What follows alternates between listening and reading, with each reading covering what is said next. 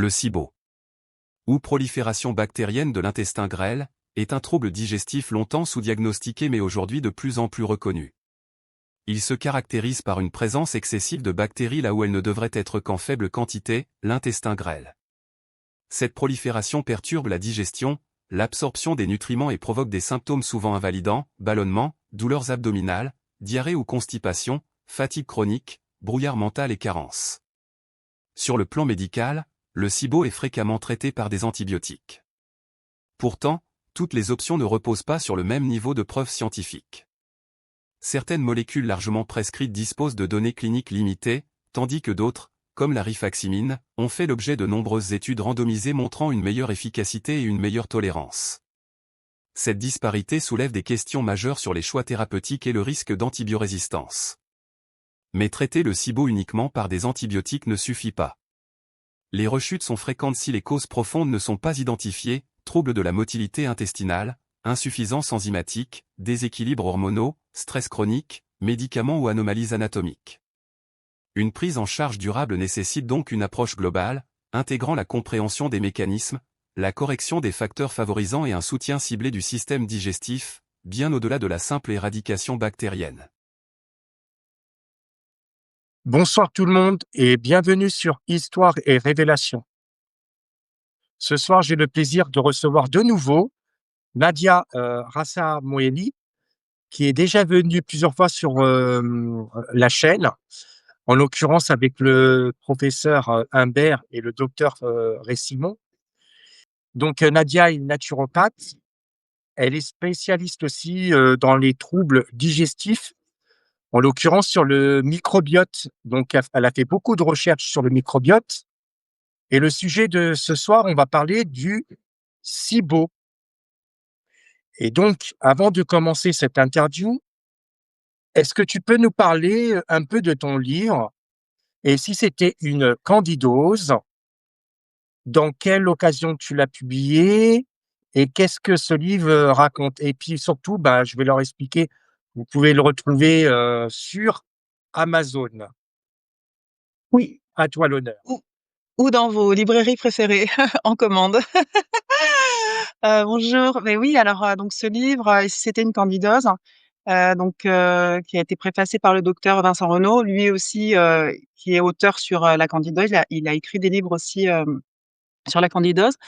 C'est un livre, alors c'est suite aussi à la demande de l'éditeur, mais c'est un sujet que j'ai beaucoup traité, que j'ai beaucoup adressé en fait en consultation, que les naturopathes connaissent bien, mais qui est très peu connu quand même, des médecins, hein. Les médecins ne diagnostiquent pas la candidose, hein, même certains disent que la candidose n'existe pas. Ça nous hérisse les poils à chaque fois en tant que praticien en fonctionnel, puisque nous on en voit, très régulièrement. Alors même s'il existe déjà des livres sur la candidose, donc j'ai cité Vincent Renaud, mais il y a aussi, plusieurs autres livres.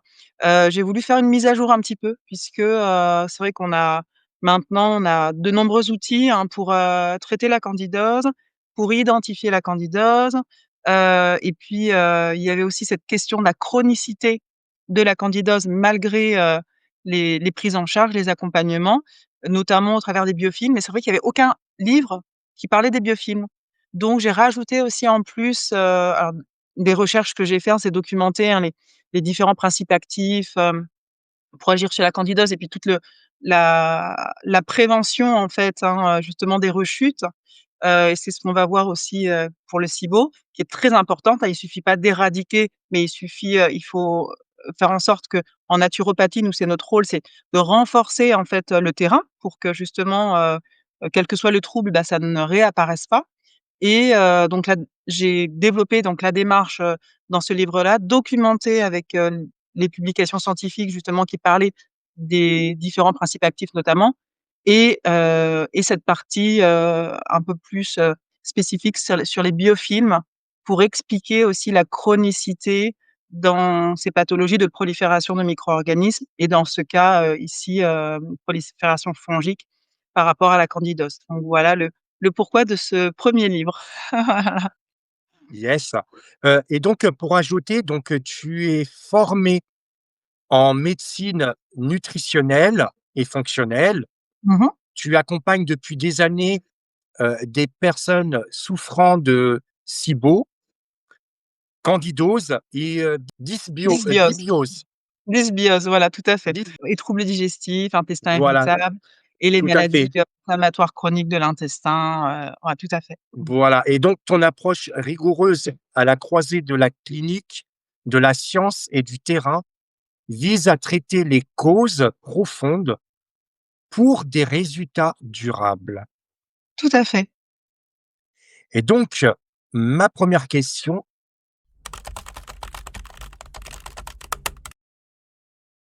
Alors, le SIBO, bah, là, on a vu la candidose, en fait, c'est une prolifération anormale, d'un champignon d'une levure qui s'appelle le Candida albicans, qui vit naturellement, en fait, hein, dans notre, microbiote, hein, au sein de ce qu'on appelle c'est une autre partie du microbiote qui s'appelle le mycobiote, c'est la partie des champignons. Mais q dans un état anormal, on va dire, du microbiote, ces champignons vont se développer en quantité excessive et donc créer des symptômes. Le SIBO, bah, c'est la même chose, sauf que ça va être des bactéries et qu'on va se situer uniquement au niveau de l'intestin grêle. Donc dans la partie, basse, on va dire digestive, bah, c'est toute la partie intestinale, mais on va juste être sur la partie en amont, donc la partie intestin grêle, avant le côlon et c'est là qu'on va avoir, un développement anormal et excessif, non pas de champignons, mais de bactéries qui vont créer aussi, des troubles et des symptômes très gênants, en général et handicapants, au quotidien pour les personnes qui sont touchées. Le heu, SIBO, ah oui, d'ailleurs, j'ai le pas dit, c'est en anglais, ça veut dire Small Intestinal Bacterial Overgrowth et si on OK, devait le traduire en français, c'est prolifération, bactérienne de l'intestin grêle. d'accord et donc le SIBO, il a pas d'âge? C'est-à-dire, il peut se cette maladie peut s'orienter aussi bien chez un nourrisson qu'une personne qui est âgée, c'est ça? Tout à fait. Alors c'est quand même un peu moins rare, hein, chez les enfants, ça existe, hein, mais c'est vraiment très, très rare, parce qu'ils ont pas encore, surtout les tout petits, avant 3 ans, ils ont pas, on n'a pas le même, microbiote, hein. Le microbiote est quand même différent en composition, mais c'est tout à fait possible. Donc on peut l'avoir chez les enfants, mais on va plutôt le trouver chez les adultes, en fait, hein. Mais oui, oui, tout à fait.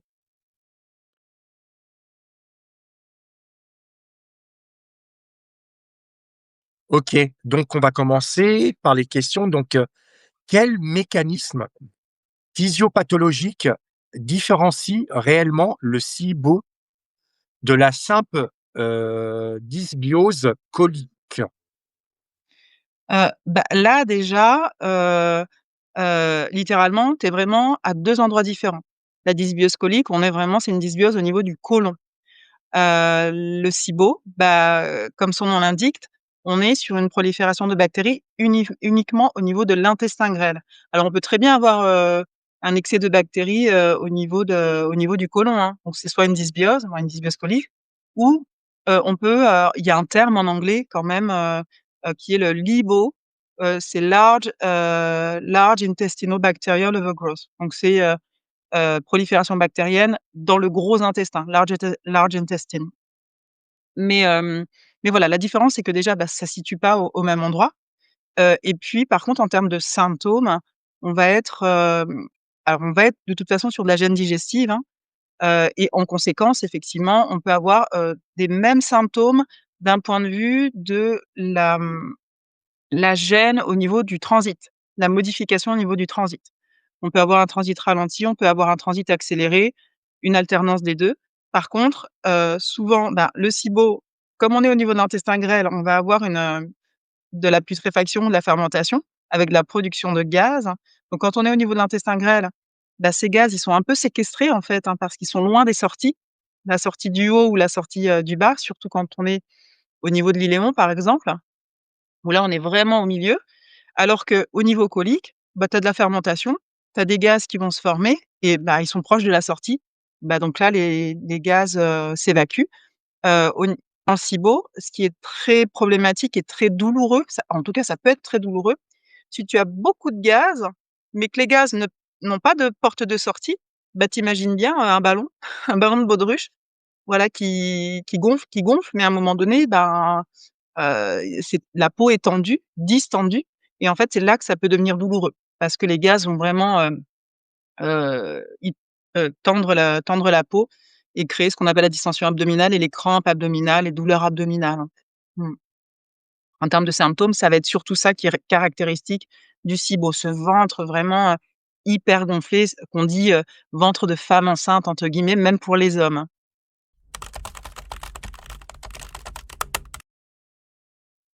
Alors, en fait, c'est cet excès de bactéries, donc en quantité anormale, en fait, ces bactéries, elles produisent normalement, naturellement des gaz. C'est des gaz, qui sont issus de la fermentation, bactérienne, on va avoir, bah, justement, production de CO2, production d'hydrogène, production de méthane, production de sulfure d'hydrogène, d'H2S ou hydrogène sulfuré. Ça, c'est des gaz qui sont physiologiques, que le corps produit, que les bactéries produisent et qui ont des fonctions en fait, qui ont des fonctions au sein de l'organisme, au niveau intestinal, et qui sont produits donc par certaines bactéries. Mais on imagine bien que quand ces bactéries, s prolifèrent anormalement et sont en grande quantité, bah, les gaz qu'elles produisent vont être aussi en quantité excessive, en fait. Et donc c'est ces gaz-là qui vont causer justement ces ballonnements, ces flatulences, c'est l'excès de ces gaz, en fait. Voilà. Et est-ce que, comme tu l'as bien expliqué, l'apparence de la femme enceinte et quelle est la méthode pour ces personnes pour qu'ils puissent, entre guillemets, «l'éliminer» naturellement sans prendre de traitement? Est-ce qu'il y a une méthode, pratique pour traiter ce problème? Bah, si tu veux, agir sur les symptômes, effectivement, il y a des gens qui vont utiliser, du charbon végétal, par exemple, pour absorber les gaz. Ça absorbe en fait, ça va absorber les gaz. Il y a des médicaments aussi qui permettent de réduire ces gaz, des principes, chimiques qui permettent de réduire ces gaz en plus petits gaz pour qu'ils puissent, être plus facilement, évacués, pour qu'ils puissent migrer et être évacués, petit à petit. Mais en fait, on comprend bien que tant que les bactéries sont en excès, bah, même si on utilise des outils pour enlever les gaz, hein, c'est-à-dire juste le symptôme, la conséquence en fait de cet excès bactérien, et bien, on va les gaz vont revenir de toute façon. Donc l'idée, c'est que pour vraiment se débarrasser d'un SIBO, il faut déjà, réduire cette charge bactérienne et la rendre, à la normale et puis après, il faut identifier pourquoi est-ce que j'ai eu ce SIBO, en fait? Pourquoi est-ce que ce SIBO a pu se développer? Parce que c'est une situation qui est anormale, hein. Ouais, tout à fait. Et le rôle, du complexe moteur, migrant est-il aujourd'hui suffisamment démontré comme cause centrale, du SIBO? Bah, oui, c'est une cause centrale parce qu'en fait, ce qui se passe, c'est que, on a identifié que cette prolifération n'était pas normale et on a identifié que ce qui permettait à ces bactéries de se développer, c'est que, le système digestif qui a un rôle antibactérien, alors par plusieurs fonctions, donc il y a le complexe moteur migrant, le CMM, qui est une fonction, mais il y a d'autres fonctions qui ont un rôle antibactérien dans la chaîne digestive, hein, dans tout le processus, toutes les étapes, du système digestif, de la chaîne digestive et si, ces étapes sont, inefficaces dans leur fonction antimicrobienne, par exemple, bah, c'est là que les bactéries ont l'opportunité de se développer. Le complexe moteur migrant, c'est, ces mouvements en fait, du système digestif entre chaque repas, qui est cyclique en fait, qui permet justement d'éliminer, les déchets, et cetera pour que le bol alimentaire ne stagne pas, en fait, dans le système digestif et qu'il progresse, et que les déchets soient éliminés et puis, ben, à force de progresser, à un moment donné, ça arrive au niveau intestinal, au niveau du côlon et là, bah, c'est éliminé, en fait, hein. Donc la digestion, c'est un mouvement vraiment, permanent, voilà et si ce complexe moteur migrant venait pour X ou X raison, alors qu'on va très certainement aborder, à être, justement pas assez performant, et à être «bloqué» entre guillemets, bah, on comprend bien qu'on n'a plus ce mouvement naturel de nettoyage, hein. C'est un processus de nettoyage en fait, hein, ce CMM. Et bien, finalement les bactéries, elles vont rester là, ça va faire une stase et c'est là qu'elles vont avoir potentiellement, l'opportunité de se développer. Donc c'est quand même un facteur majeur, mais on va voir qu'il y a d'autres facteurs qui peuvent justement, faire que les bactéries vont se développer. Donc dans cette chaîne digestive et dans ces étapes qui sont antibactériennes, hein, antimicrobiennes, qui aseptisent le bol alimentaire, comme, l'acide chlorhydrique, l'acide gastrique de l'estomac, qui normalement, voilà, permet justement à cette acidité, d'éliminer en fait des bactéries. Et puis, le flux biliaire, voilà, les sels biliaires qui eux aussi, en quantité suffisante, permettent, de jouer un rôle antimicrobien, antibactérien. OK. Est-ce que le SIBO, est une maladie autonome ou, un syndrome, secondaire à d'autres, dysfonctionnements? Bah, là, justement, comme on vient d'expliquer comment pouvait survenir cette prolifération bactérienne, bah, on comprend bien, en fait, que le SIBO, c'est pas comme un virus qu'on va attraper, c'est une conséquence de dysfonctionnement, physiologique, en fait, du système digestif. Par contre, le docteur, Marc Pimentel, qui est vraiment l'expert, mondial, hein, sur le SIBO, hein, ça fait 15 ans, 20 ans qu'il étudie le SIBO. Donc la plupart des publications, les premières publications et puis même les publications actuelles, hein, il est en études cliniques actuellement. Donc c'est lui qui les a faites. Lui, il parle beaucoup du rôle de l'intoxication alimentaire dans la pathogénèse du SIBO, parce que, quand on a une intoxication alimentaire, alors avec des bactéries, hein, toxinogènes comme Campylobacter, Escherichia, enfin Shigella et cetera, ou Salmonella, le corps va, produire des anticorps qui vont impacter justement ce complexe moteur migrant et qui, vont faire que les intestins ne vont plus, fonctionner, correctement, le SIBO peut se développer de manière chronique parce qu'on va avoir, ces anticorps qui vont se développer aussi, et rester là, de manière chronique. Donc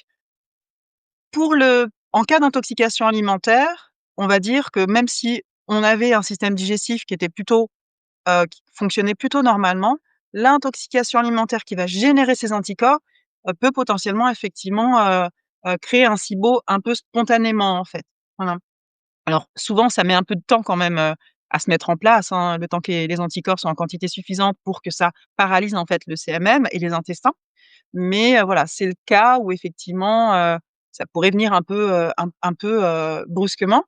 Mais sinon, la plupart du temps, il y a tellement de facteurs possibles qui affectent en fait ce fonctionnement digestif, que, bah, finalement le SIBO, c'est vraiment qu'une conséquence de dysfonctionnement en dehors de l'intoxication alimentaire. Alors, des gens peuvent avoir été intoxiqués, avoir eu une intoxication alimentaire, développer ces anticorps, mais sans le savoir en fait. Parce que souvent, «Ah bah, j'ai un petit peu mal au ventre», on va pas forcément vomir, on va pas forcément avoir de très gros symptômes en ayant une intoxication alimentaire et pourtant, bah, il y aura quand même eu ces bactéries, et leurs toxines qui se sont retrouvées dans notre système digestif. Donc quand je pose la question des personnes parce qu'on essaie de justement quand j'ai des personnes qui ont le SIBO, heu, on suspecte qu'ils ont le SIBO ou ils viennent avec leur test, déjà, positif et toute la clinique qui va avec, hein, les symptômes qui vont avec, hein.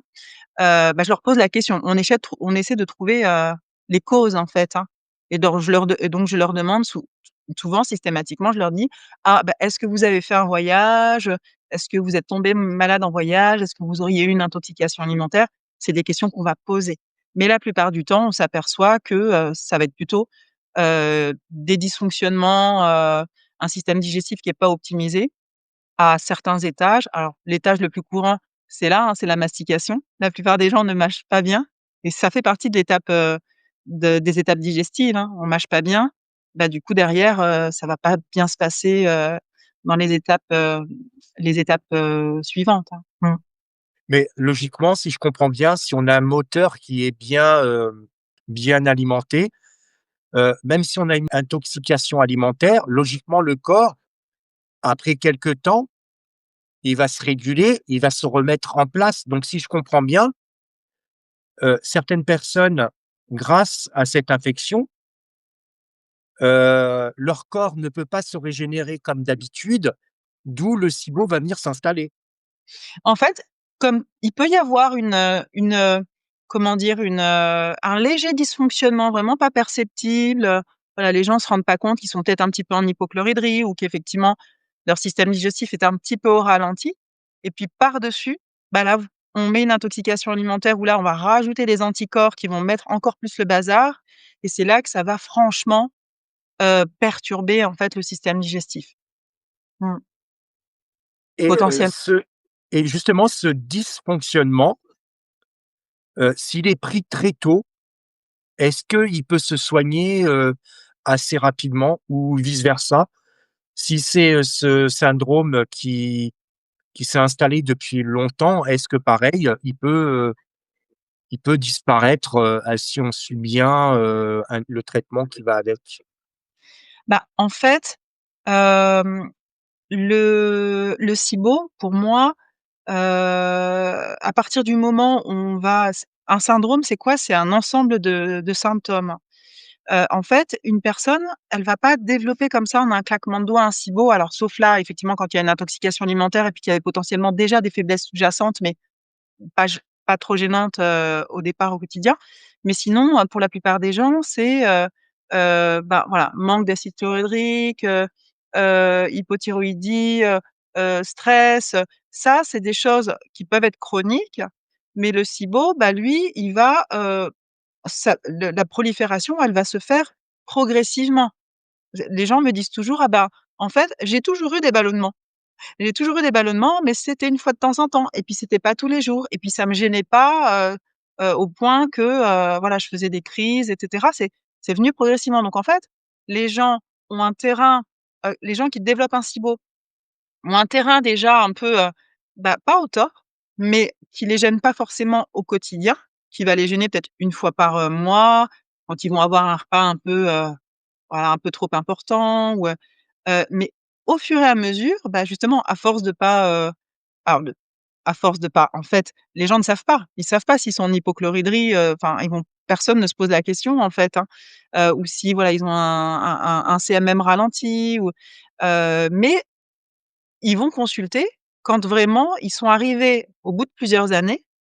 Alors parfois ça peut être au bout de plusieurs mois, mais parfois ça peut être au bout de plusieurs années, au point où, ah bah là, c'est tous les jours et puis les gens supportent, hein, on a une capacité d'adaptation et souvent, bah, on va s'adapter et puis, on va supporter pendant, plusieurs mois, même si on est incommodé, mais on va supporter, supporter jusqu'à un jour où on va se dire: «Ah bah non, là j'ai plus envie de supporter, là j'ai envie de trouver une solution».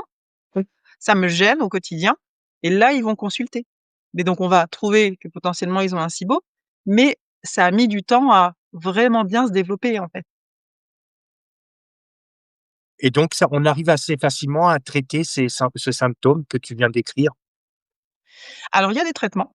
Ouais, ouais, tout à fait.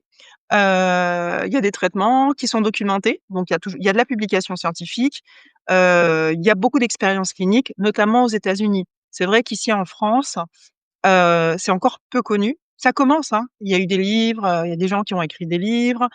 Il y a eu, Dora Muto qui a fait une émission, enfin une série documentaire sur Arte. Je crois que c'est une des premières françaises à en avoir parlé justement, il y a une dizaine d'années. Heu, donc ça commence doucement à être connu, mais ce qui intéresse, les personnes, les patients, c'est que le médecin connaisse en fait, hein, pour qu'il puisse, leur faire le diagnostic et ça, c'est vrai que ça a mis très, très, très longtemps. Alors maintenant ça y est, on a des médecins qui sont formés, il y a des enfin en tout cas qui sont formés à le diagnostiquer. Après pour ce qui est du traitement, on verra que c'est pas si simple que ça, mais au moins, ce qui rassure les gens, c'est que, ben, ils peuvent enfin mettre un nom sur une pathologie. Alors bien évidemment, avant qu'on puisse leur dire que qu'on a pu leur dire que c'était un SIBO, bah, pendant des années, on leur a dit que c'était un syndrome de l'intestin irritable ou que c'était une colopathie fonctionnelle, mais il y avait pas de traitement. On n'allait pas leur donner des antibiotiques pour une colopathie fonctionnelle ou un syndrome de l'intestin irritable, hein. Parce que là, il y a pas de voilà, il y avait pas de médicaments à part traiter les symptômes. «Ah bah, vous êtes constipé, je vous donne un laxatif. Ah bah, vous avez de la diarrhée». je vous donne de l'Imodium ou de l'argile ou du charbon. Là, dans le cadre, du syndrome de pullulation, bactérienne de l'intestin grêle, eh bien, on sait qu'il y a un excès de bactéries. Donc ce qu'on se dit, c'est qu'on va éliminer cet excès de bactéries. Donc les traitements officiels des médecins, on va dire, ça va être des antibiotiques. Nous, on sait qu'il y a un antibiotique qui a très bien été étudié, aux États-Unis et donc qui est utilisé par les médecins anglo-saxons, et qui fonctionne très bien, qui a de très bons résultats et qui se cantonne à l'intestin grêle. Donc on évite parce qu'on connaît l'impact des antibiotiques, hein, sur tous les spectres larges, sur, le microbiote intestinal, donc au niveau du côlon. On sait que ça a un impact, non négligeable, que ça va éradiquer aussi, nos bonnes bactéries et si on manque de nos bonnes bactéries et bien, ça peut, engendrer, tout un tas d'autres, troubles, en particulier digestifs, mais pas que. L'antibiotique qui est validé dans les publications scientifiques, lui, il a une action, limitée, en tout cas bien ciblée au niveau de l'intestin grêle. Donc il est efficace au niveau de l'intestin grêle, c'est ce qu'on veut puisque le SIBO, c'est au niveau de l'intestin grêle, mais par contre, il va pas avoir un impact, aussi négatif que, les antibiotiques, classiques qu'on connaît, les spectres larges, qui là, voilà, peuvent faire vraiment, de la catastrophe au niveau du microbiote intestinal. Mmh. Et nous, on utilise, en tant que non médecin, on utilise aussi des antimicrobiens naturels qui ont aussi, été étudiés, qui sont utilisés en clinique depuis très longtemps, mais il y a aussi des publications sur leur efficacité et qui sont tout aussi efficaces, en fait, que les antibiotiques, utilisés par les médecins. D'accord. Bah, c'est quand même une bonne nouvelle. Tout à fait. C'est pas on sait parce que voilà, les gens sont contents quand même d'avoir, savoir ce qu'ils ont. Ça soulage quand même, hein, d'avoir un diagnostic, hein, posé, d'avoir un nom posé sur leur pathologie. Mais après derrière, bon, voilà, est-ce qu'il y a un traitement? Et c'est la deuxième question, la plus importante et oui, ça se traite. Ça se traite, mais on va voir que c'est pas si trivial que ça et c'est pas si, facile que ça de traiter un SIBO, en fait, parce qu'il y a énormément de rechutes. Il y a 50 de rechutes, avec la rifaximin, par exemple, l'antibiotique, spécifique, et ça, c'est bien documenté aussi dans les publications, il y a énormément de rechutes, avec ces traitements et même, en première intention, ça peut ne pas être, concluant. Il y a pas 100 de réussite avec ce traitement antibiotique, dans tous les cas. D'accord, Dans les études, il y a pas 100 de réussite. Mmh. d'accord. Est-ce que par contre, il y a eu une étude qui a été faite, dans cette étude, la partie où ils prennent les antibiotiques et l'autre partie où il y a eu, des produits naturels? Tout à fait. Ouais, tout à fait et il y a effectivement, au moins une étude, mais je pense qu'il y en a plusieurs, hein, mais il y a au moins une étude qui a comparé justement, et sur, des cohortes, bon, c'est pas des cohortes de milliers de personnes, hein, forcément, mais il y avait quand même au départ, heu, quelques centaines de participants, à qui on a fait faire le test, respiratoire, donc c'est le test pour détecter le SIBO. En tout cas, le test le plus usité et le plus accessible, le plus facile à mettre en place. C'est pas forcément le plus fiable, c'est pas le test le plus fiable pour détecter le SIBO, mais c'est le plus facile et c'est le plus, voilà, c'est le plus abordable et le plus facile à mettre en place et donc en fais ils leur ont fait faire le test respiratoire. Ils ont pris ceux qui avaient le test respiratoire positif et ensuite ils ont proposé à un groupe de faire un traitement avec l'antibiotique, enfin plusieurs antibiotiques d'ailleurs, il me semble et un autre groupe avec des antimicrobiens naturels, en fait. Et donc les résultats sont vraiment, assez équivalents. Je crois même qu'il y avait un peu plus de résultats, peut-être, 48 d'un côté et 38 de l'autre, en faveur des antimicrobiens naturels. C'est un complexe, hein, d'antimicrobiens D'accord, naturels. Mmh. OK, et dans les 2 cas, est-ce qu'il y a eu dans ces 2 cas, comme tu l'as bien dit avec les antibiotiques, il y a une possibilité de rechute? Est-ce que Oui, dans la deuxième partie, il y a aussi possibilité de rechute? oui, tout à fait et même, je vais te donner un exemple, d'une femme qui était médecin d'ailleurs, qui m'avait consultée, parce qu'elle avait, justement un SIBO et en fait, elle avait consulté, une collègue à elle qui était, spécialisée, dans le SIBO et puis donc qui lui avait donné ce traitement de référence médicamenteux puisque bon, voilà, ce sont 2 médecins donc elle a pris ce traitement. Donc la durée, initiale en général, c'est 2 semaines et puis donc pendant les 2 semaines, elle s'est sentie très bien, plus de symptômes, donc son SIBO avait disparu et puis à la fin du traitement, les symptômes, sont revenus de plus belle 1 semaine après. Donc elle s'est dit: «Bah, je vais reprendre le même traitement». Donc elle a repris encore 15 jours du même antibiotique, hein, le même. Pareil, pendant ces 14 jours, les symptômes ont disparu et puis 1 semaine après, les symptômes sont revenus. Pardon. Je crois qu'elle l'a fait une troisième fois, une troisième cure, rebelote, une fois qu'elle a arrêté donc elle a fait 3 fois 15 jours, 3 fois 14 jours, hein, de ce même antibiotique, sans rien faire d'autre à côté.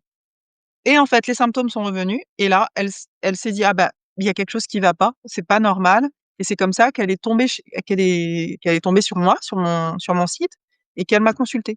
Et là, je lui ai expliqué que, ben, non, en fait, dans le SIBO, ce que beaucoup de praticiens oublient de faire et même les médecins, voilà, qui connaissent le sujet quand même, hein, qui connaissent le SIBO, qui connaissent les traitements, eh bien, nous, c'est le propre de notre pratique, hein, en médecine, fonctionnelle, ou en naturopathie. On cherche à identifier les causes, en fait, de quel que soit le trouble, SIBO ou pas, quel que soit le trouble, on cherche à identifier pourquoi le corps a développé cette pathologie. Et donc, bah, le SIBO ne fait pas exception à la règle, hein. Il faut qu'on trouve pourquoi, il faut qu'on comprenne pourquoi le SIBO, s'est développé et qu'on agisse sur ces causes. Nous, on a normalement, nous, en tant que naturopathe et praticien, fonctionnel, on n'est pas médecin, on n'est pas censé traiter une pathologie. On n'est pas censé traiter des symptômes. Alors, on a de la chance d'avoir des outils de médecine, ancestrale, traditionnelle, bah, qui nous permettent d'agir sur les symptômes. Par exemple, la diarrhée, bah, l'argile, ça fait partie des outils, que les médecins aussi les formules chimiques médicamenteuses utilisent aussi, hein, l'argile, hein, pour la diarrhée. Donc on a la chance d'avoir ces outils-là pour soulager, mais le propre de notre pratique, c'est pas de traiter le symptôme, c'est pas de traiter la maladie. Ça, c'est les médecins qui font ça.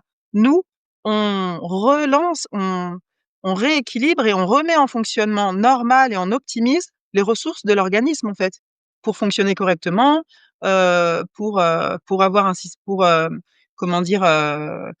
Pour un système immunitaire, optimal, renforcé. Ça, c'est notre rôle en tant que praticien fonctionnel et en tant que naturopathe. Donc en fait, la prise en charge d'un SIBO, bah, on devrait la prendre, on devrait avoir exactement la même démarche.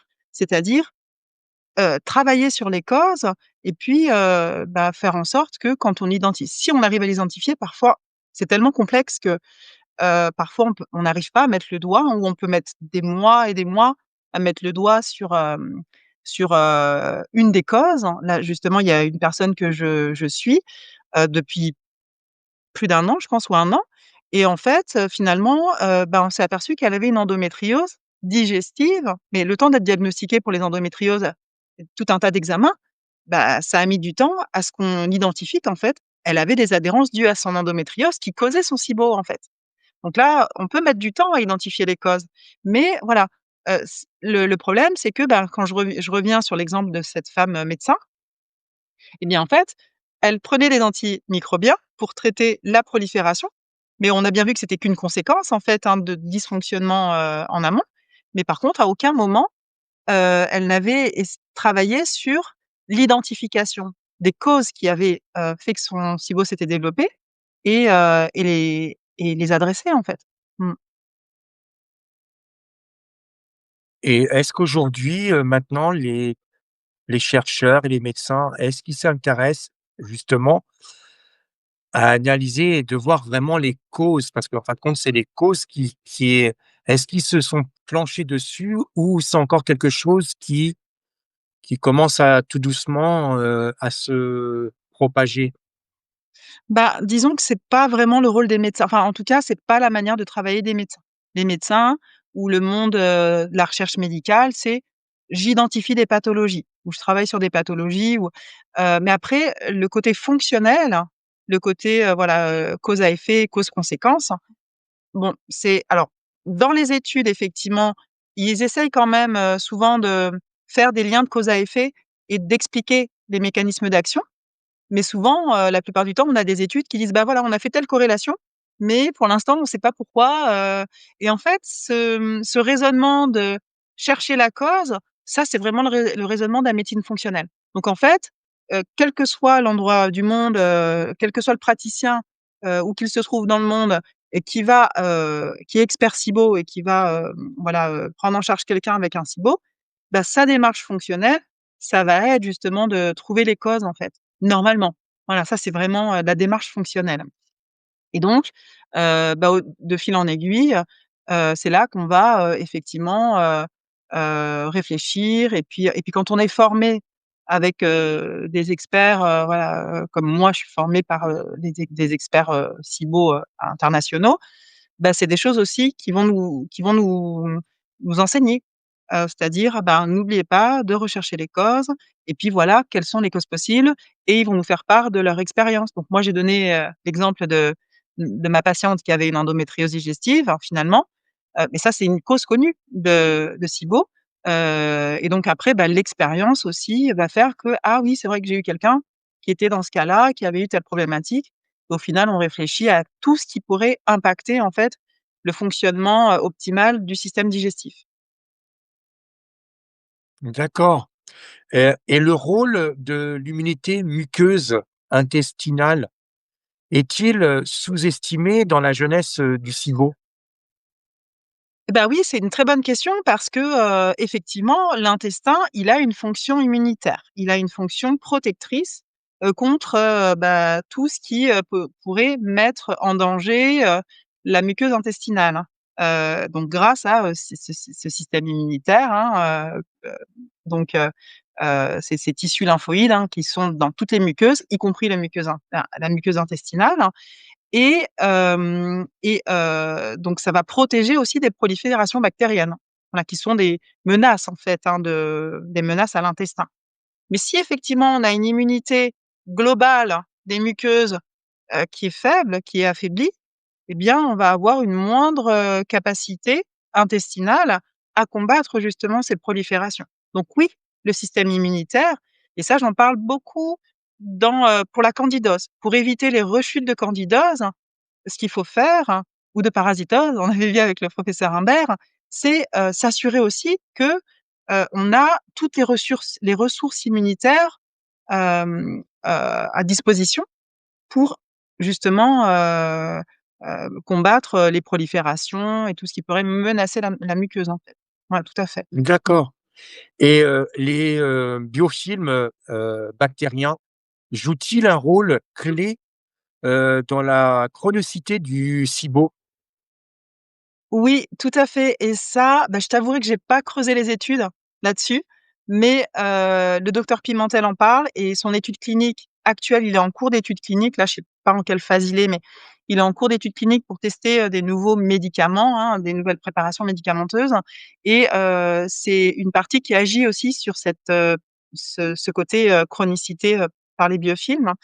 Hem, Ces biofilms, oui, nous, quand on traite de prolifération, qu'elle soit fongique ou bactérienne et que, par exemple, on accompagne quelqu'un et qu'on met en place, voilà un protocole, global, hein, donc fonctionnel et puis antimicrobien parce qu'on va quand même s'occuper, du symptôme, de la conséquence et de la prolifération, hein, donc on va utiliser, des antimicrobiens.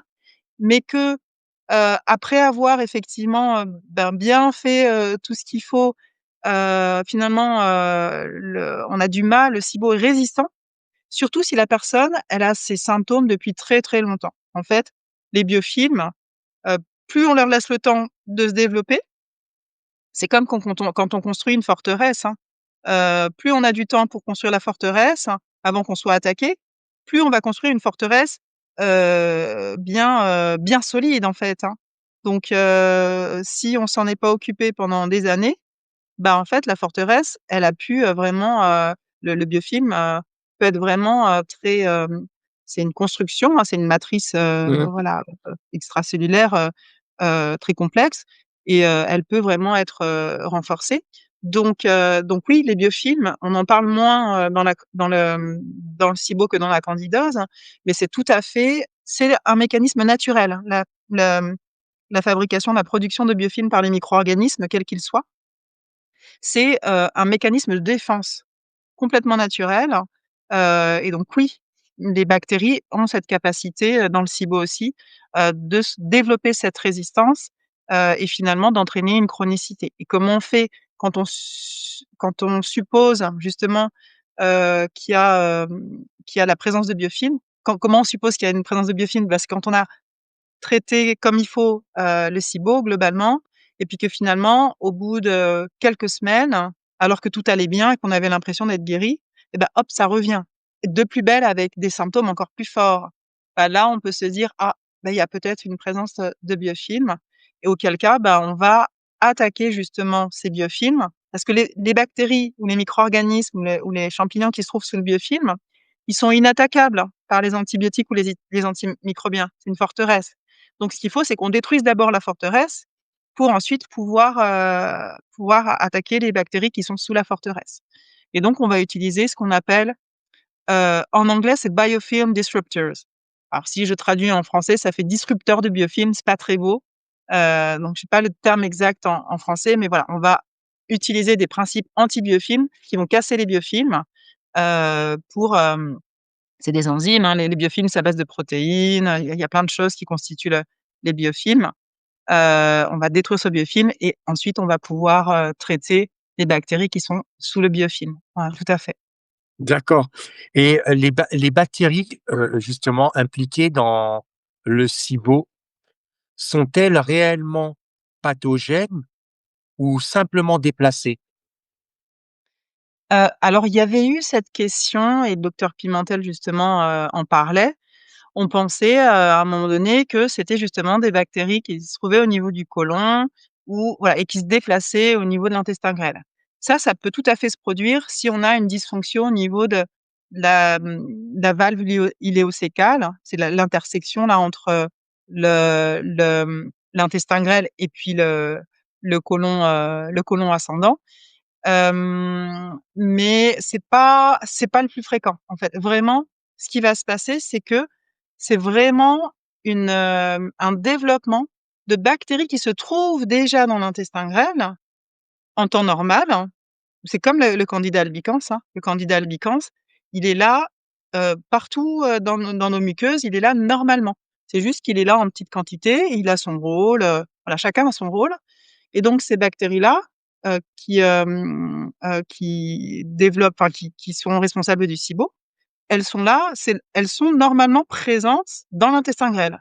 C'est juste qu'elles vont avoir l'opportunité de se développer particulièrement, plutôt que d'être, bah, voilà, éliminées, normalement, tous les jours, à cause de ce dysfonctionnement digestif. Mmh. D'accord, et est-ce qu'il existe des marqueurs, biologiques fiables, permettant d'identifier un terrain à risque, du SIBO? Alors, ben, on peut se dire que si on a un système digestif qui est pas optimal, on est à risque de développer un SIBO, quelle que soit l'étape de la digestion qui est pas optimale. L'hypochlorhydrie, par exemple, on a vu, si on a eu une opération de la vésicule biliaire, bah, on s'est fait retirer un organe qui est important aussi dans la digestion, voilà, au niveau du flux biliaire, bah, on peut se dire que la personne est à risque de développer un SIBO dans ces cas-là. Et puis, ce qu'on a noté aussi, c'est que, bah, les personnes qui avaient des hypothyroïdies avaient aussi beaucoup de risques de développer un SIBO. Donc il y a des profils comme ça, qui effectivement, de ralentissement, où on des profils ou des troubles où on observe un ralentissement du système digestif ou une fonction digestive qui est pas optimale à un endroit, surtout dans la digestion haute, hein. La digestion haute, c'est de la bouche au duodénum, à l'intestin grêle, quoi. Et donc, bah, si dans ces étages supérieurs, il y a un endroit qui est pas optimisé, potentiellement, effectivement, ça peut faire le lit du SIBO. Mmh.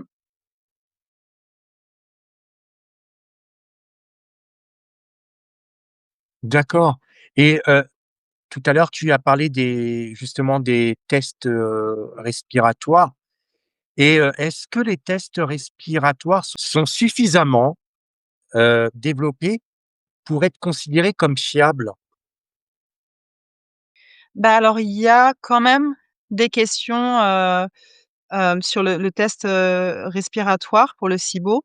C'est qu'il y a plusieurs manières de faire le test, dépendant de l'endroit où on va.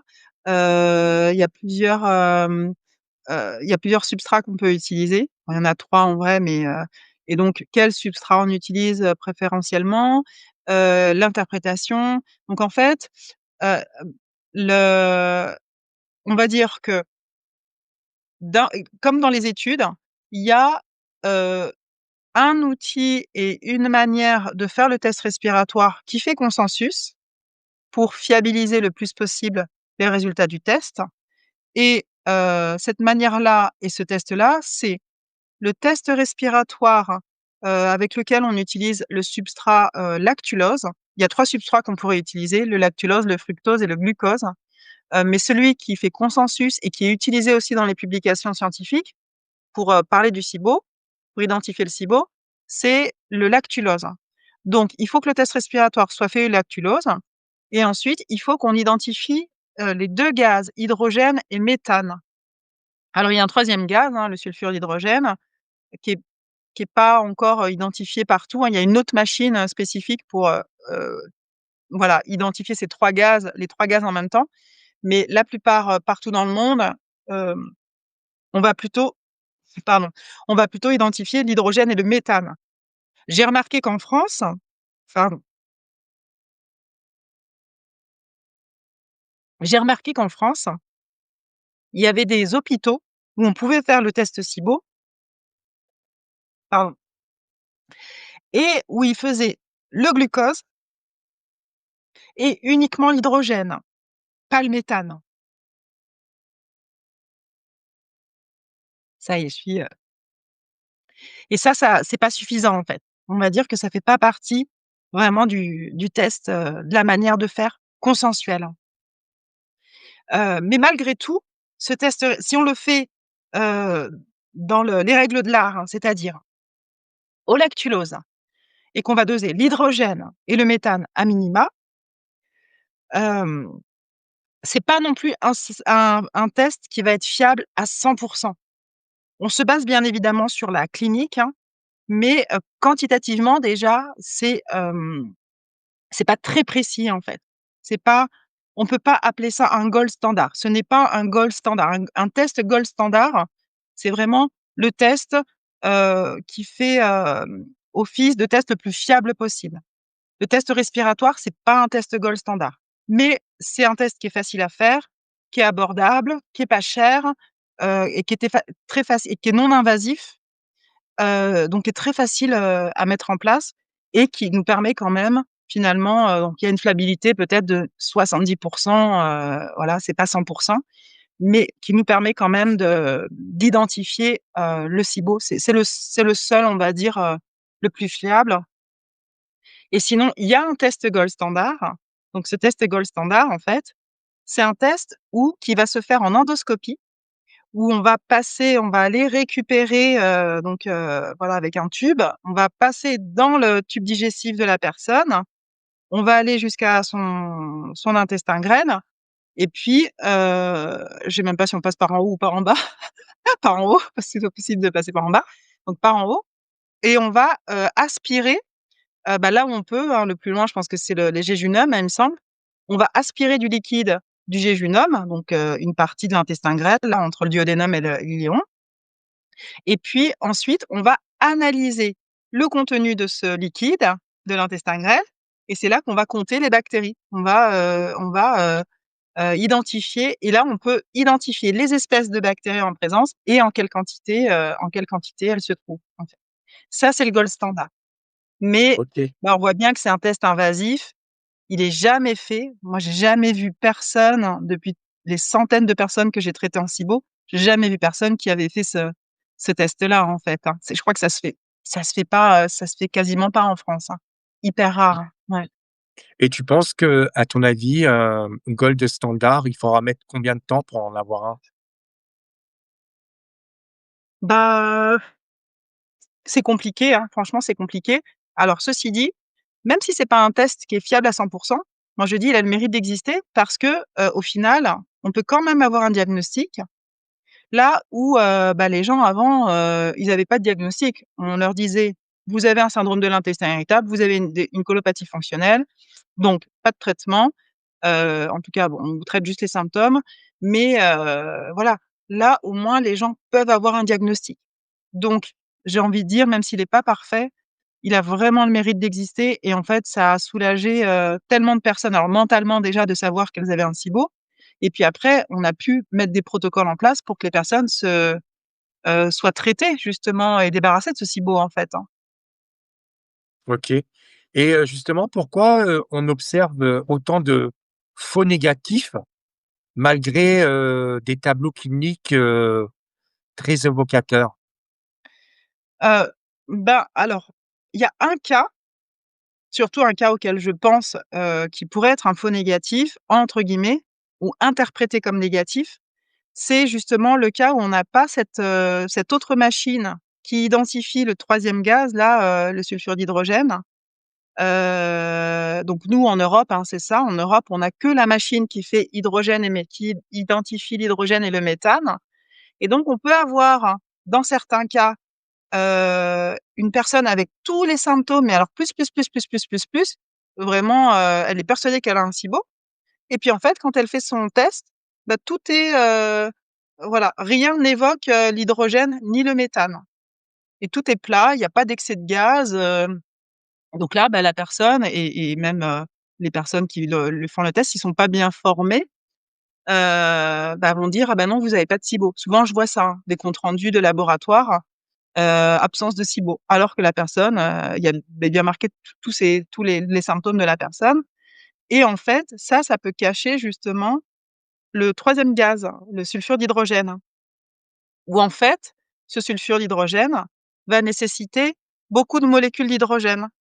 Donc en fait et le méthane nécessite aussi beaucoup de molécules d'hydrogène.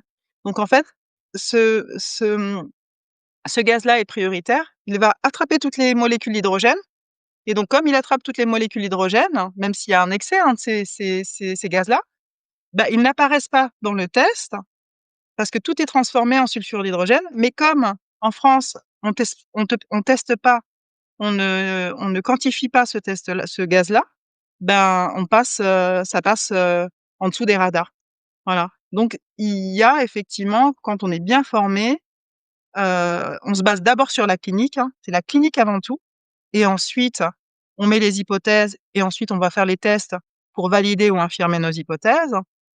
Mais donc dans ces cas-là, même moi ce que je fais, très souvent cet H2S ou comme le méthane, il va se retrouver aussi au niveau du côlon et donc on a de fortes chances de retrouver les bactéries qui fabriquent ce 3 gaz, l'H2S, dans le microbiote intestinal et donc en fait, ce que je fais, c'est que je fais l'analyse du microbiote intestinal, je fais faire l'analyse du microbiote intestinal et en fait, 99 fois sur 100, on va trouver les bactéries qui font du sulfure d'hydrogène et là, on va pouvoir mettre en place un protocole spécifique.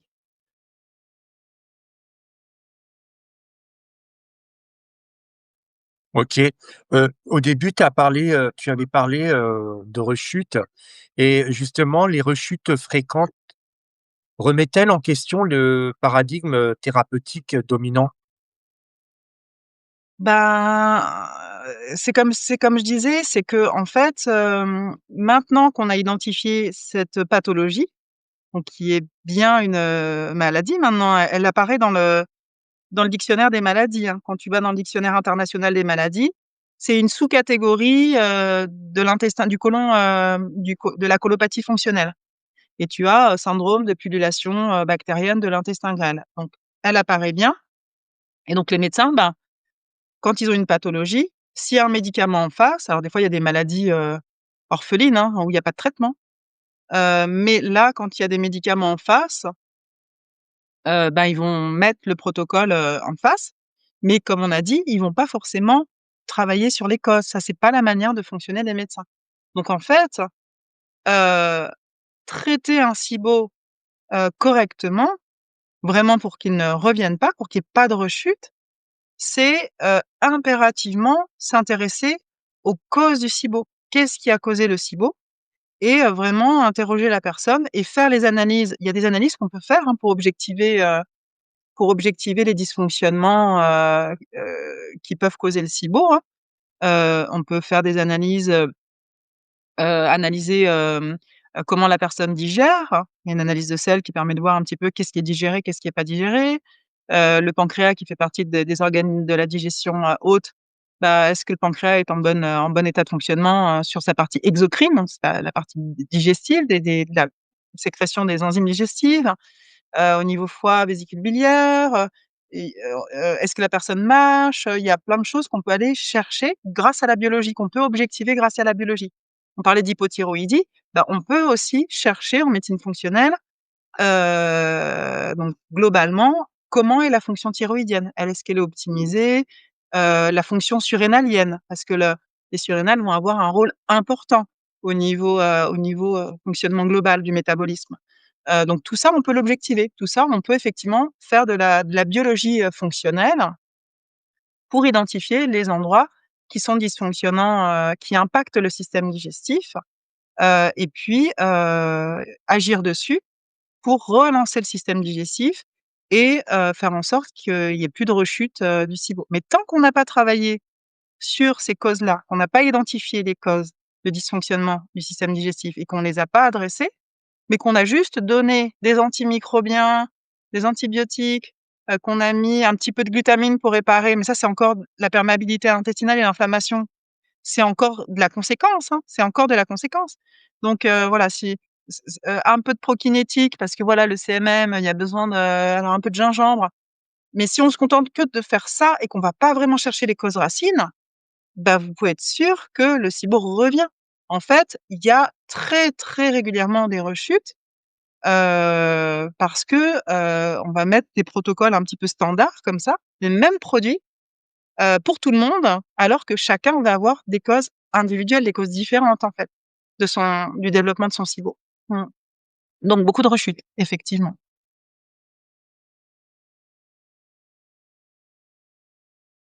O OK. Tu as parlé de la thyroïde et justement, quel rôle, exact a la thyroïde, dans la genèse du SIBO? Bah, en fait, les hormones thyroïdiennes, elles ont un rôle, dans tout l'organisme. Elles vont impacter de nombreux organes, et notamment au niveau digestif. D'ailleurs, un des symptômes, de l'hypothyroïdie, ça va être la constipation, par exemple. C'est le ralentissement, digestif. Et donc, les hormones thyroïdiennes vont activer en fait le système digestif à plusieurs endroits. Par exemple, elles vont, activer, les cellules de l'estomac pour produire de l'acide chlorhydrique. Donc si j'ai une hypothyroïdie, donc c'est-à-dire j'ai un manque d'hormones thyroïdiennes ou en tout cas qui n'arrive pas sur mes cellules de mon estomac, bah, mon estomac il est pas stimulé et donc je vais pas avoir assez d'acide chlorhydrique et donc je vais être en hypochlorhydrie et si je suis en hypochlorhydrie, que j'ai pas assez d'acide chlorhydrique, bah, ma digestion va pas être, optimale, hein.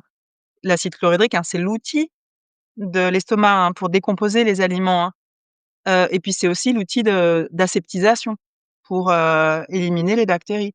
Et puis les hormones thyroïdiennes vont aussi, stimuler, les intestins, pour la motilité intestinale, donc on comprend que si je manque, enfin si j'ai une fonction, thyroïdienne, abaissée, c'est-à-dire que je manque d'hormones thyroïdiennes ou que mes cellules, de mes organes, ne reçoivent pas bien mes hormones thyroïdiennes, et ben, je vais avoir un métabolisme digestif ralenti et un métabolisme digestif ralenti, ça va causer des stases et les bactéries vont pouvoir se développer parce qu'il y a ces stases. Voilà, le lien avec l'hypothyroïdie et le SIBO et dans les études, il y aurait une personne sur 3 qui a une hypothyroïdie qui, aurait un SIBO, en fait, D'accord, et c'est dû à quoi finalement. justement les, 1 personne sur 3 par rapport à la thyroïde, c'est dû à quoi? Heu, Bah, justement, c'est ça, c'est le fait que, en fait, ces personnes-là, bah, très certainement que, elles ont peut-être d'autres facteurs, hein, mais que Mmh, leur système digestif est plus impacté que les 2 autres tiers, hein, par cette hypothyroïdie. Voilà. D'autres d'accord. personnes, ça va être la perte de cheveux et cetera et puis d'autres, bah, c'est plus leur système digestif qui va vraiment être impacté et qui va faire que la personne va développer, un SIBO, en fait. Mmh. Est-ce que les anomalies, anatomiques, intestinales, sont-elles, sous-diagnostiquées? Tout à fait. En fait, donc les anomalies intestinales, c'est les anomalies mécaniques. Là, par exemple, sur la partie, hypothyroïdie et SIBO, là, c'est hormonal, hein. C'est l'impact des hormones sur, le fonctionnement, du système digestif.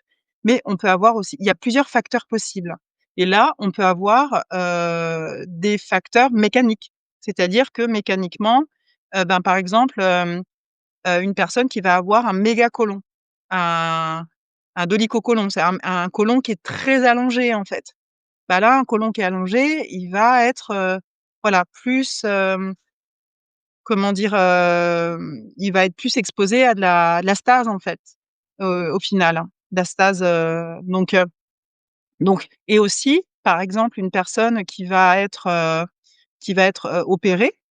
Et elle peut, toute opération, au niveau digestif va créer des adhérences, en fait. C'est-à-dire quand, une fois que ça cicatrise, bah, ça fait comme des petits bourrelets et cetera et donc les muscles lisses des intestins, c'est très fin, c'est très subtil et si c'est perturbé par justement, bah, des adhérences, ça va le mouvement intestinal peut très facilement être perturbé, en fait et l'endométriose aussi. L'endométriose, quand tu as de l'endométriose, tu as des tissus qui sont inflammés et nécrosés et qui vont faire aussi des adhérences, des tissus comme ça, des tissus cicatriciels, mais où, le muscle, quand c'est, digestif, quand c'est proche des intestins, bah, ça bloque le mouvement fin, subtil, des intestins, en fait. Voilà, donc et aussi, je pense à une autre configuration anatomique où tu as, la hernie hiatale. Au niveau de l'estomac, où tu as une béance cardiale, où ben, en fait, ça se ferme jamais et donc tu as un mauvais fonctionnement aussi, un mauvais fonctionnement gastrique.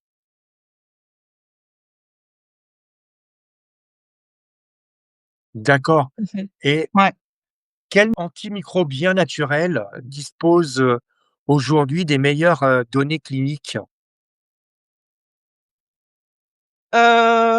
En pratique clinique, ce qui est le plus efficace et puis aussi, bah, d'après les experts, il y en a pas mal, hein.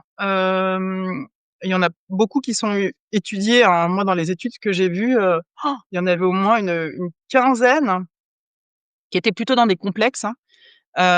Mais les plus courants, ça va être des classiques, hein, vraiment, que tout le monde connaît, en tout cas ceux qui connaissent le SIBO et même les patients ont certainement, déjà pris. C'est, l'origan, la berbérine, le nîmes, la lysine en cas de méthane, heu, la grenade. Moi, j'utilise, beaucoup la grenade, notamment, bon, pour les biofilms, l'absinthe qu'on utilise, en antiparasitaire et après il y a des huiles essentielles qui sont connues comme, l'ajowan, la girofle, cannelle, le thym. Voilà. Moi, j'utilise très peu les huiles essentielles parce que c'est touchy quand même, hein. La plupart des gens, j'ai beaucoup de gens qui ont des gastrites, donc des muqueuses, gastriques, irritées. Tu mets des huiles essentielles dessus, ça fait flamber la gastrite, en fait. Donc c'est vrai que les huiles essentielles, c'est extrêmement rare que je les utilise. Mais bon, l'origan, voilà, on a une forme d'origan en comprimé qui est moins agressive. Mais sinon, en teinture mère, tu peux utiliser, ces plantes-là en teinture mère. Elles sont un peu moins puissantes et puis il y a une étude toute récente, elle date de cette année, du mois de septembre, heu, qui, heu, qui parle de l'effet positif et efficace de la tisane de feuilles d'olivier sur, du SIBO, hydrogène et méthane. C'est vraiment tout récent cette étude, j'en ai parlé, là, j'ai fait un post dessus. Et le protocole, c'est, donc faire infuser des feuilles d'olivier, hein, bio, coupées et prendre, dans l'étude, ils prenaient 2 tasses par jour, donc une infusion de 7 à 10 minutes, 2 tasses par jour pendant 2 mois et ils avaient eu des très bons résultats, sur l'hydrogène, autant sur l'hydrogène que sur le méthane avec cette tisane de feuilles d'olivier. Ça, c'est tout récent, tout, C'est tout cool récent. ça. Ouais. Et les probiotiques ont-ils une place réelle dans le SIBO ou sont-ils parfois contre-productifs? Alors oui, il y a des probiotiques qui sont, utilisés, qu'on peut utiliser, qui ont été prouvés comme, par exemple, je pense au méthane. Il y a une souche très spécifique, donc on n'utilise pas des multisouches, hein, parce que là, comme on dit, il y a déjà un excès de bactéries. Je vais pas aller rajouter, encore plus de bactéries et n'importe quoi comme type de bactéries. Mais par contre, il y a, des souches unitaires, et en petite quantité, hein, qui ont démontré, enfin, en tout cas, des études ont démontré que, cette souche permettait de réduire, par exemple, le méthane. Et il y a des études, par exemple, sur l'ultralevure, donc la Saccharomyces boulardii, qui ont montré les bénéfices dans le cas de SIBO, par exemple. Donc il faut garder en tête qu'au niveau du microbiote, intestinal, au niveau du côlon, on veut aussi qu'il y ait, une bonne quantité de bonnes bactéries, hein, pour, justement, jouer, le rôle protecteur, le système immunitaire et cetera. Donc si on fait que mettre des antibiotiques, donc là plutôt pour le méthane, le LIBO ou, l'ISO, le CIBO-H2S en fait ça s'appelle ISO en anglais. Hem, c'est Intestinal Sulfide, Overproduction, quelque chose comme ça. Hem, Overgrowth. Hem Et ben, on va utiliser si on utilise pour ces types de SIBO-là, de prolifération-là, que des antimicrobiens et des antibiotiques, ben, et qu'on s'occupe pas de savoir si en fait cette prolifération, elle est aussi due au fait qu'il manquait des bonnes bactéries pour empêcher justement, cette prolifération. Ces bonnes bactéries qui, soutiennent le système immunitaire, on a vu, hein, pour avoir une bonne, immunité muqueuse. Et ben, du coup, au final, on s'en sort pas non plus. Donc c'est pour ça que l'analyse du microbiote, c'est intéressant aussi de voir, ah oui, il manque certaines bactéries, il manque des bifidos, il manque des lactos. Bon, je peux spécifier un petit peu. Mais il y a quelques souches, voilà, qui sont, tout à fait, safe à utiliser en cas de SIBO. Il y a même un protocole développé par un laboratoire américain. Alors bon, bah, voilà, il y a des intérêts, financiers, hein, il y a un conflit d'intérêts, bien évidemment. Mais ils ont des bons résultats avec et moi aussi j'utilise et j'ai des bons résultats aussi, avec ce qu'on appelle spores biotiques. C'est des bactéries, sporulées, sous forme de spores en fait. Ça s'appelle des bacillus et il y a des protocoles avec ces bacillus-là, avec ces probiotiques-là et ils ont développé, ce laboratoire, un protocole uniquement basé sur, leurs spores biotiques.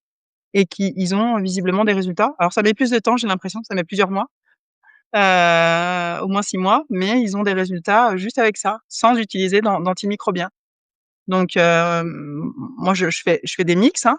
J'utilise, des antimicrobiens classiques, mais je peux utiliser effectivement des souches très spécifiques. Voilà, des souches vraiment très spécifiques, en fonction du type de SIBO, en fonction de la situation. D'accord. Et bah, j'ai encore une dernière question.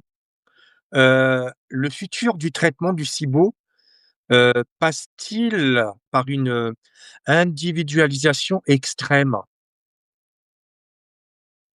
Bah, en fait, comme on vient de voir, on comprend bien qu'il y a pas de traitement unique pour tous.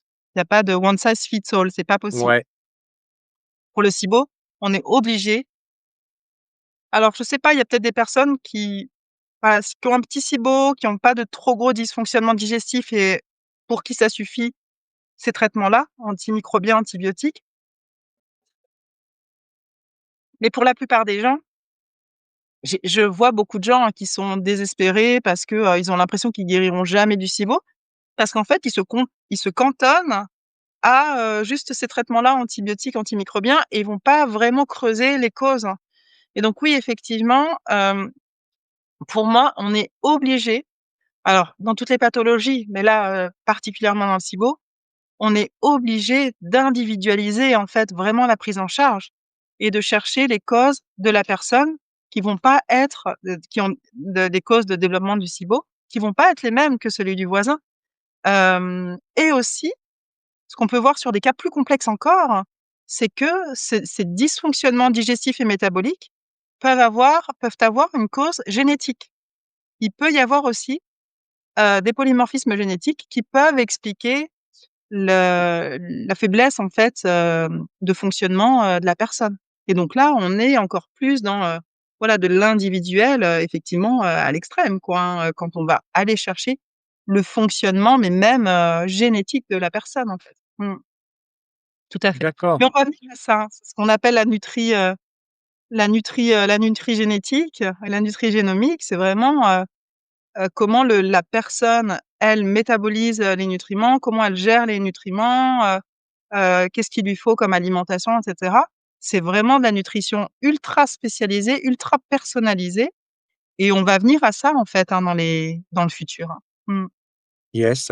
Et pour terminer, j'ai encore une dernière question, pour les personnes qui sont en détresse, qui ont envie, qui baissent les bras, ils ne savent plus quoi faire et autres. Qu'est-ce que tu aimerais leur dire?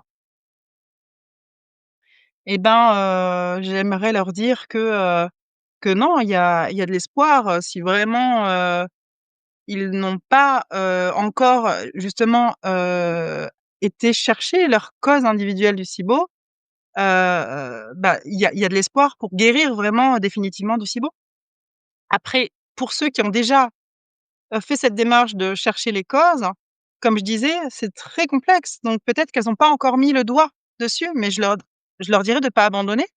Il y a forcément des causes qui leur sont propres et que peut-être elles les ont pas encore trouvées, mais que, voilà, ça vaut le coup d'aller, voir un praticien fonctionnel, pour les aider justement à fait cette démarche de recherche fonctionnelle pourquoi mon système digestif est pas optimisé et voire aller chercher aussi, dans la partie génétique. Alors c'est vraiment l'extrême, hein, mais dans les polymorphismes génétiques, le FUT2, on en a parlé, hein, par exemple, hein, qui prédispose à la dysbiose. Mais je dirais que non, non, il y a de l'espoir, mais il faut garder en tête que si je vais pas chercher mes causes et ça, il faut aller fouiller, hein, il faut aller fouiller, comment je fonctionne. Si je vais pas chercher les causes, bah, c'est là qu'effectivement on va avoir du mal à se débarrasser de ce SIBO. Ouais, tout à fait. Yes, et justement, avant de terminer, un petit rappel. Et si c'était une candidose, donc disponible sur Amazon et aussi dans les différentes librairies en France et puis peut-être aussi à l'étranger? Oui, au Canada, à Yes! Québec, pardon, au Québec, parce qu'ils parlent français et en Europe, en Suisse, mais voilà, il faut, la librairie, elle commande à l'éditeur et puis on peut recevoir le bouquin. Mmh. Yes, et donc je vous remets, donc son site internet. N'hésitez pas à aller jeter un œil et puis même, n'hésitez pas tout simplement à aller la contacter. Elle sera ravie, de prendre contact avec vous. Tout Bien à sûr, fait. hein, pas juste en train de discuter, vraiment, du sérieux. Mais juste, c'est vrai que j'ai oublié d'en parler, mais j'ai justement créé un programme, donc c'est vraiment une «formation» entre guillemets, hein, pour, comprendre le système digestif dans le cadre du SIBO et essayer de réfléchir soi-même aussi à donc c'est sur mon site internet, hein. Oui. Réfléchir aussi soi-même à, bah, comment fonctionne mon système digestif et essayer d'identifier soi-même, c'est la base, hein, mais c'est vulgarisé, hein, mais où est-ce que peut-être, à quel étage de ma digestion haute, ça dysfonctionne, c'est pas optimisé et qui pourrait être la cause de mon SIBO. Alors peut y avoir d'autres causes, hein, je explique pas comment, identifier une hypothyroïdie, mais déjà pour comprendre son système digestif. Donc c'est une petite formation qui peut déjà aider, donner des pistes, aux personnes, éventuellement. Mmh. Ouais, et puis surtout, moi, j'insiste aussi parce que c'est vrai que ton site, il est très bien fait. Les gens, ils peuvent aller en bas et puis ils voient, bah, il y a des petites vidéos, il y a du texte aussi où tu expliques bien les choses et donc bah, depuis que moi je t'ai connu, bah, c'est grâce à ton site internet que je me suis inspiré, que je t'ai posé ces questions, donc n'hésitez pas à voir, ce qu'elle fait, c'est super intéressant. Merci. Merci beaucoup. Donc n'oubliez pas de partager et de liker la vidéo et surtout de distribuer la vidéo à vos voisins et à vos amis. Je vous dis à très bientôt. Passez une bonne soirée. Tu restes encore quelques minutes avec moi? Oui, bonne soirée. Bonne soirée.